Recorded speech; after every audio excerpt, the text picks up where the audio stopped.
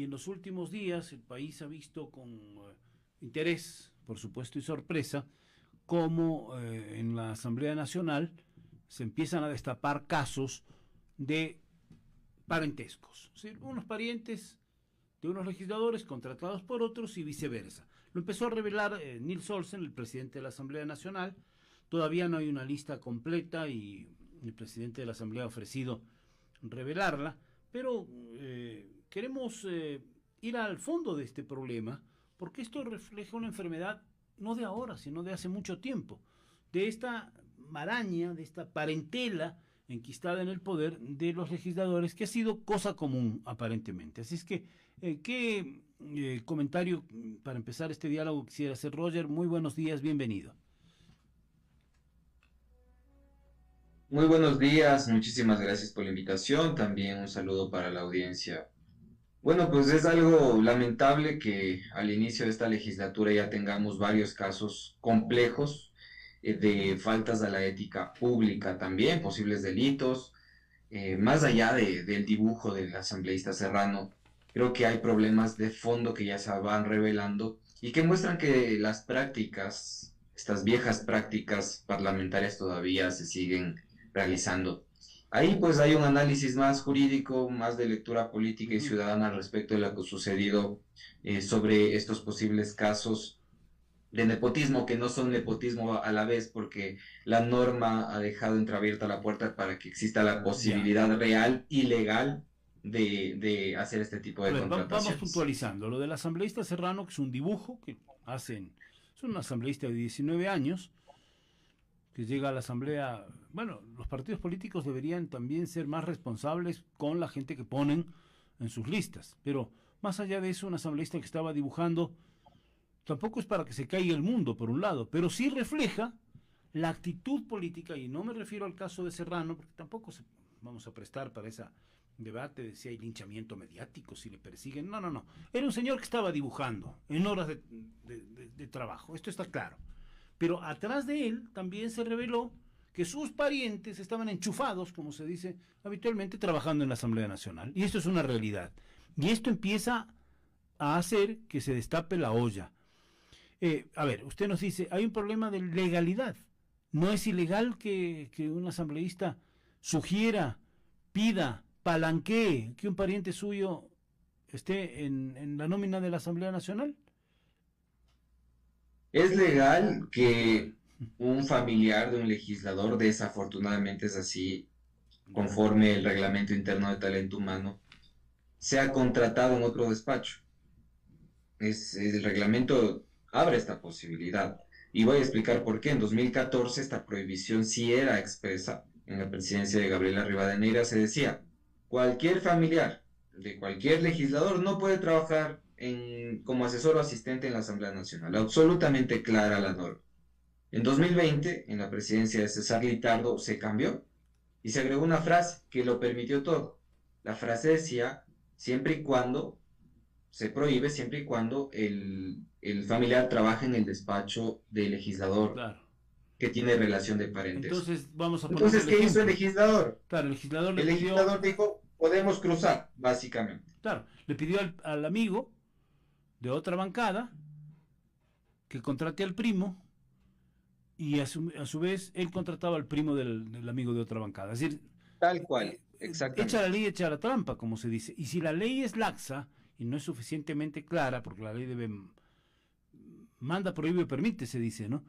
Si no es Así es. suficientemente clara la ley, pues lo primero que hay que pensar es que hay que hacer una ley clara, y creo que esa ha sido la disposición de señor Nils Olsen, presidente de la Asamblea Nacional, para que el Consejo Administrativo de la Legislatura tenga claridad en ese reglamento para que este tipo de cosas no se repitan, ¿no? Así es, pero faltan dos piezas en este Por rompecabezas que favor. yo siempre he insistido. La primera, y el corruptor, en la decisión del presidente de la Asamblea Nacional se busca sancionar al que fue beneficiado. Pero usted decía algo muy importante hace unos segundos, y es, ¿quién finalmente influenció indebidamente para que sean contratados estos familiares? ¿Será Dominic Serrano? ¿Será Inger Recalde? ¿Será otro legislador? ¿Quiénes son? Ahí sí la ley establece una prohibición y una sanción severa. la prohibición de gestionar cargos públicos desde el legislador es sancionada con la destitución del cargo. ¿Por qué no hay una denuncia al Comité de Ética para que al menos se investigue quién estuvo detrás de estos contratos de personal parlamentario? Ya.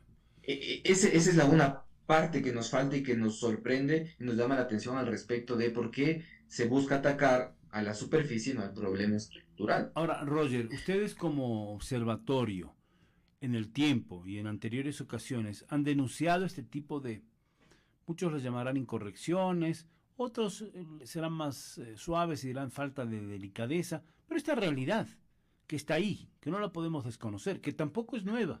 Ustedes lo han señalado en el tiempo y qué reacciones ha habido por parte de los, digamos, del poder político en definitiva.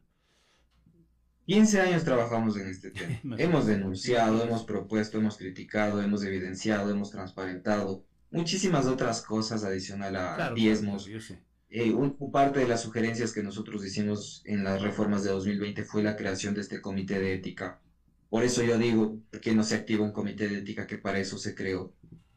Poco nada ha cambiado y ahí yo lo digo con un poco de desesperanza. Podemos cambiar la ley, podemos hacer que la normativa sea la mejor del mundo, que sea estricta, pero si la conducta política no se transforma, si no hay un cambio real y de fondo en los partidos políticos, el resultado de la legislatura va a ser el mismo, un cascarón vacío, en donde lo que menos hay es política y lo que más hay es tráfico de influencias, tráfico de intereses, conflictos de intereses y demás. Ya, ahora, Y usted dice una decía, cosa importante, es la política. Yo digo, vamos más allá incluso, porque esto no es un tema ni siquiera ideológico, esto lo hizo el partido de la derecha o el partido de la izquierda o el partido de la revolución o el partido de la antirrevolución. No, no, no. Aquí vemos que este tipo de conductas atraviesan a todos los funcionarios de elección popular, porque además somos los ciudadanos los que los ponemos ahí, los sentamos ahí, y entonces es un problema ético de formación. Me parece que ya no solamente de los partidos políticos, sino de la sociedad entera. Porque mañana probablemente nos enteramos que tal o cual legislador de los que están sentados ahí comete un acto de este tipo y a lo mejor pasado mañana volvemos a votar por ellos. Entonces yo creo que hay un problema de formación, de no tener noción del sentido este que yo lo llamaba de modo más suave, de delicadeza, pues. Si yo estoy en una función pública, como es la legislatura, debo tratar de que mis parientes no estén. Todo lo contrario, no tratar de que estén, de meterles para que se favorezcan. Y peor aún, ¿no? Si había el tema de los diezmos, que usted bien lo tocó y lo denunciaron oportunamente. Y descubrimos muchas cosas ahí. Debería ser al revés, decir, no, no, no, pues si un pariente se le acerca a un legislador, decirle, vea, deme un carguito, no, yo no puedo. A mí me ha elegido la gente para que yo sirva haciendo leyes, no para dar cargos públicos a mis parientes, a mis amigos, a mi gallada. No sé, a mí me parece que ese problema ético es de fondo y es de toda la sociedad. Por eso digo que no es un problema político, sino que atraviesa a todo el conjunto de la sociedad. O sea, que la gente, que un legislador electo con el voto popular no vea mal darle un cargo al pariente, ya nos debería llamar a sospecha. ¿Cómo reflexionan ustedes o qué han pensado colectivamente sobre esta situación? totalmente, totalmente, nosotros invertimos muchos recursos técnicos, tecnológicos y financieros en la formación ciudadana, porque finalmente aquellos ciudadanos que se forman podrían generar un cambio significativo en la conducta política, porque como usted bien señala, no es un tema normativo, no es un tema tan ideológico si se quiere, es un tema de conducta, de comportamiento político. Y es evidente cuál es la concepción de lo que es un cargo público actualmente. Oye, actualmente el político, y no sé si usted lo notó en la declaración de Diana Jacome, por ejemplo, que nos decía no le hagan bullying al asambleísta Serrano. ¿Cuál es la concepción natural de un cargo público? Es que si soy representante del pueblo, estoy sujeto a un escrutinio público mucho más profundo y severo por parte de la ciudadanía. Claro. No, no, no lo veo como bullying. Es decir, yo creo que Y tampoco luego, es verdad una cosa, que no hay que crucificarle a Serrano, pero porque Serrano revela una conducta que no está bien cuando alguien es elegido como legislador, porque la gente no lo eligió para que dibuje en la asamblea. Más allá de que no sea un pecado mortal dibujar en la asamblea, ¿no? Es decir, pero el concepto es el tema. Y no se Es trata de bullying, conceptual. es de responsabilidad pública de alguien que ha sido elegido para cumplir tales funciones y parecería, al menos, si está dibujando, bueno, todos dibujamos a veces, ¿no? Pero que no está Totalmente, cumpliendo ese no con es su el labor, que punto. no está atendiendo a lo que se está tratando en esa sesión. Por ahí podríamos enfocar el tema para ser más responsables con este episodio que además desata todo lo que viene atrás, que es lo que denuncia el presidente Nils Olsen, ¿no? Presidente de la Asamblea. Claro, y el problema es conceptual, no, el problema no es del dibujo, como usted bien Sí, señala, el sí, problema es un problema de representación política, en donde no solo el asambleísta Serrano tiene esta conducta política, que puede ser, desde mi punto de vista, también mínima, no es para una crucifixión, claro, pero es todo lo que viene detrás. claro, lo que El decir simboliza. que la prensa no puede cubrir este tipo de sesiones porque podría evidenciar este tipo de cosas, o que los asesores no participen en las sesiones de las comisiones, se me hace que tiene un corte más autoritario, asumo la responsabilidad de lo que estoy diciendo, porque lo que estamos viendo es una conducta de cerrar puertas, de cerrar filas para proteger al político, cuando debería ser totalmente lo contrario. Transparencia. Democracia es igual a transparencia, no es igual a opacidad. Pero en todo caso, volviendo al punto, hay un problema de conducta política, hay un problema de partidos, por tanto hay un problema de sociedad, porque yo sí pongo por delante al partido político como responsable de lo que ocurre en la sociedad. A Y los partidos en finalmente lo que general, dice hay usted, en a los las... partidos en general. Claro, Sí, porque aquí los vemos que en la partidos, por lista supuesto, de no. Olsen hay muchos legisladores de distintas tiendas, ¿no? Ojo, ya se va a conocer. Y ustedes han dicho que tendrían que dar a conocer la lista, ¿no? Bueno, se ha comprometido el presidente de la Asamblea a eso, entiendo, ¿no? En los legisladores detrás de esto, ojo, ojo con eso, porque, insisto, el Claro, problema claro, debe ser claro. atacado a la raíz, que si no hay corruptor, no hay corrupción, Sí, no es y cuestión de eso que es lo que no salga el estamos primo y ya viendo. está solucionado el asunto. Por Ya, supuesto, porque ya, puede volver a ocurrir. Ahora, de fondo, y es algo que yo sí quisiera señalar, y es algo más legal, si me permite, por favor. la disposición séptima de la ley, transitoria séptima de la Ley Orgánica de la Función Legislativa establece con total claridad, incluso el legislador en 2020 se tomó el tiempo de elaborar un párrafo bastante extenso al respecto de que se debe crear un reglamento y un plan de carrera legislativa. ¿Qué es esto de la carrera legislativa? Es más o menos como el servicio público, como el servicio exterior, en donde si hay una cuota política, evidentemente porque es política, no podemos desconocer eso, pero hay una cuota más alta que es la cuota técnica, la cuota de los profesionales que están permanentemente, que hacen una Ya. carrera, que tienen objetividad, formación y demás. Eso en la Asamblea no ocurre. Por eso el legislador estableció esta disposición y han pasado 4 años y no se ha cumplido y estamos Sí, viendo los tal vez Roger, resultados. estamos dialogando con Roger Vélez del Observatorio Legislativo de la Fundación Ciudadanía y Desarrollo. Tal vez Roger, ahí sí la combinación, porque es cierto, no vamos a pensar que un legislador llega solo y no va a tener cuota política, siempre va a haber algo de cuota política, pero una sabia combinación entre la cuota política y esta especie de carrera de funcionarios que además conocen las normas, los procedimientos, que pueden ayudar, incluso iluminar y hasta hacer menos farragosa la tarea legislativa. Entonces ahí entraría esta cuestión de una combinación un poquito más sabia. Es decir, ni el Parlamento ecuatoriano, ni ningún Parlamento del mundo es un coro de ángeles, ¿no? Eso ya lo sabemos. Pero tal vez tener esa estructura legislativa profesional a la que usted hace referencia y usted demanda, con las cuotas políticas que van a ser inevitables. Eso tampoco lo vamos a... No sería nuevo que hoy hay recién cuotas políticas, lo hemos visto a lo largo de la historia, y así es, porque es un ente netamente político. Pero esa sabia combinación mejoraría las cosas, piensa usted. Sí, yo lo he dicho, usted usa la palabra combinación, yo lo he dicho como fórmula. Sí, sí, La está bien. fórmula actual es negativa. ¿Cuál es la fórmula actual? Un político al que no se le puede exigir título universitario, formación, experiencia u otras características, porque así lo dice nuestra Constitución. Y un funcionario técnico también de la Asamblea Perfecto. tampoco se le puede exigir eso. Es una fórmula que nos da un resultado como el que estamos viendo. Entonces ¿Cuál es la fórmula deberíamos adecuada? claro, que por lo menos esa estructura legislativa le dé ese soporte, ese esqueleto, para hacer mejor las cosas, independientemente, ya digo, del debate ideológico, político, ¿no? No estamos hablando de eso. Sí, y no lo digo yo, y eso sí quisiera ser claro, lo dice la Unión Interparlamentaria. Específicamente, el número de servidores permanentes de staff legislativo, técnicos formados, debe ser mayor al número de asesores políticos. La Asamblea es un órgano eminentemente político. Tiene que haber asesor político. Pero, ¿qué es lo que pasa? De los más de 1.200 funcionarios de la Asamblea Nacional, menos de 100 son funcionarios permanentes. A ver, Lo ilústrenos un demás, poco. ¿Cuántos funcionarios permanentes hay?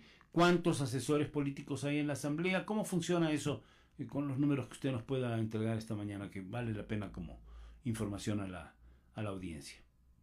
el dato es general porque aún no se ha transparentado debidamente Ya. por parte de la Asamblea Nacional, pero generalmente voy a describir cuál es la situación. Cada legislador, son 151 legisladores, cada legislador tiene 4 personas a su cargo. 4 personas que son de libre nombramiento y remoción. Es decir, el legislador puede decir mañana usted se va, viene otra persona. O sea, más o menos Son 600. cuatro, más o menos. 604 para ser. Exacto, ya. Luego tienes prosecretarios, secretarios, que tampoco son de carrera. O sea, es espeluznante Eso sí que debiera ser de quien carrera. encabeza la gestión documental de una comisión no sea de carrera. ¿Cuál es el problema ahí? El problema es finalmente que cuando hay un cambio de persona, la persona se va llevando la información. Y no lo digo yo, lo dicen los propios asambleístas que han tenido problemas O con sea, filtrar tenemos un información. archivo general de la Asamblea, del Congreso histórico, de las leyes que se aprobaron, pero no de lo que se documenta en cada comisión. O sea, mañana Claro, llega usted como parlamentario y dice, a ver, présteme a ver el archivo de lo que se trató sobre esta ley puntual en los últimos 10 años y no hay. no hay. Esa es una Pues, denuncia varias denuncias, de hecho, que se han es- realizado en las comisiones esto es por este terrible. celo político. Esto es peor. Claro, Esto es peor del tema de si meten al primo a trabajar o no. es complicadísimo para Sí, la sí, sí, institucionalidad de la Asamblea institucionalmente, así Nacional. es. Tienes razón. Y, la, y los secretarios tienen la obligación de enviar la información cada cierto tiempo al archivo histórico, digamos, de la Asamblea Sí. Nacional, pero hay información que se pierde. Hablemos, por ejemplo, de la información que tenía en la Comisión de Fiscalización Fernando Villavicencio. ¿Y ¿Dónde quién está la esa tiene? información? ¿Quién la tiene? Bueno, en todo caso, como No, hemos no, pero esto me parece podido... muy grave.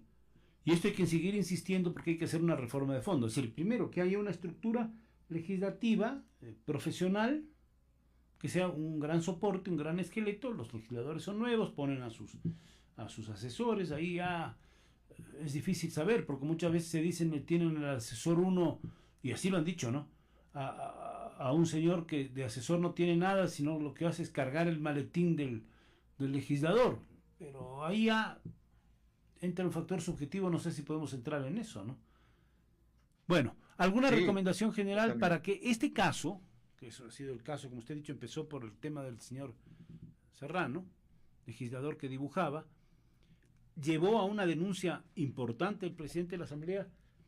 Saquemos una reflexión para concluir, para que no se quede ahí, para que no nos olvidemos pasado mañana, porque hace unos años tuvimos lo de los diezmos, ustedes también lo denunciaron, en voz alta además, y bien hecho que se haya denunciado, y algunos casos se judicializaron, y algunos legisladores perdieron su curul por cobrarle dinero a estos 4 asesores o personal que estaba a su cargo. Lo ponían en nómina y le cobraban la mitad del sueldo. Una sinvergüencería que Así no tiene es, nombre. Pero bueno, ¿qué, así es. en pocas Bueno, palabras, ¿cómo le damos forma a transformar esto? ¿Cómo le damos forma eh, a un cambio para que de ahí devengan el cambio de conductas, que sería lo más importante?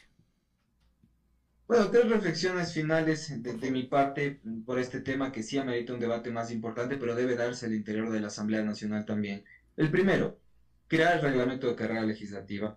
En segundo lugar, hacer concursos públicos de contratación del personal parlamentario, de este esqueleto que usted bien menciona. Y en tercer lugar, sancionar al corruptor. Si es que no hay sanción al corruptor, esto va a quedar impune y los legisladores van a pensar que pueden hacer esto sin consecuencias. Uh -huh. Bueno, yo quiero agradecerle a Roger Vélez, Sir Roger Celi, gracias por el aporte.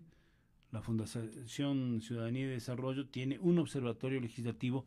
No dejen ustedes de producir material, de hacer apuntes, porque de algún modo la ciudadanía también tiene que abrir los ojos. Hay tantas cosas que Gracias. nos pasan por encima. Esta fue una de ellas, sí. legislador Serrano dibujando. Ese es un hecho incontrastable. Como hemos dicho, no lo vamos a crucificar por eso, pero sí nos ha mostrado que atrás de eso tiene contratados a sus parientes, y por eso sí habría que llamarle la atención, y esto ha despertado también esta reacción del presidente de la Asamblea, que me parece bien. Vamos a ver cómo se canaliza y se fundamenta adecuadamente. Muchas gracias, Roger. Un saludo cordial. Gracias, un saludo, un abrazo también. Ha estado Un en saludo. Noti Hoy, en Hasta luego. Radio Centro, Roger Celi, el Observatorio Legislativo.